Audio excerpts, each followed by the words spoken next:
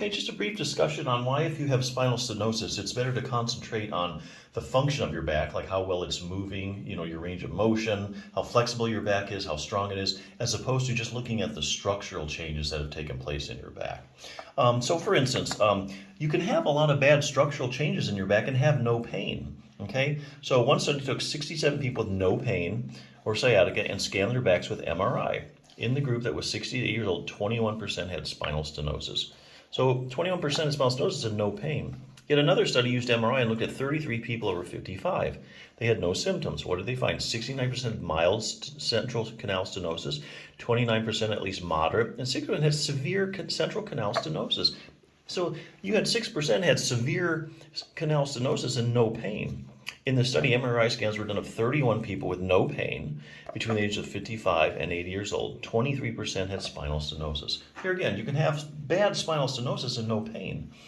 At some point, some readers may be skeptical and find this hard to believe. After all, spinal stenosis puts pressure on nerves, so you'd have to have some pain, right?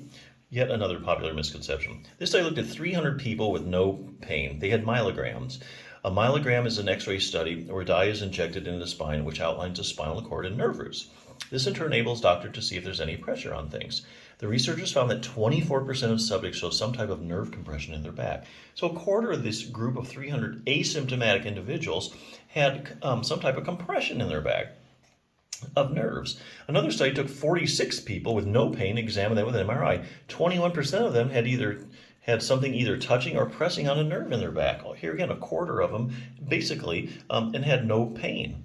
Researchers in this study of MRI scans of 60 people without pain, 22% of subjects have something touching a spinal nerve, 7% had something pressing on a nerve, enough to displace it, and 2% showed actual compression of a nerve, and they all had no pain. So basically you can have, of course, spinal stenosis can be painful and cause many nasty symptoms, but it's also possible to have spinal stenosis, even severe spinal stenosis, and have no pain at all. That's what the studies show. So what makes the difference then? Well, we'll get a few clues from the literature. Here again, talking more about function than just your structural changes. Researchers compared a group of 28 people who had spinal stenosis and pain to a group of 16 people who had spinal stenosis and no pain. Okay, so you had two groups of people, both had spinal stenosis, one group pain, another group no pain. A test which can check the electrical activity of the back muscles called an EMG was done on both groups, as well as MRI scans of their low back. So 93% of subjects with spinal stenosis and pain showed abnormalities in their backs with EMG testing. So if you had pain in your back and spinal stenosis, you had abnormalities. On the other hand, 94% of the people with spinal stenosis and no pain had normal back muscles. Apparently, there are other problems going on in spinal stenosis than just the structural abnormalities we see pictured also clearly on X-rays and MRI scan. In the above study, you wouldn't have been able to tell which group had pain based on their MRIs because both groups' pictures show all the changes that go along with spinal stenosis.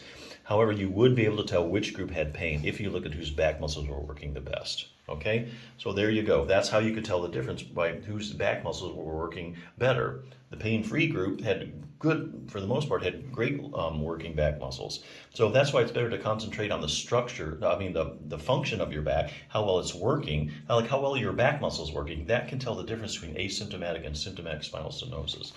So that's according to the research.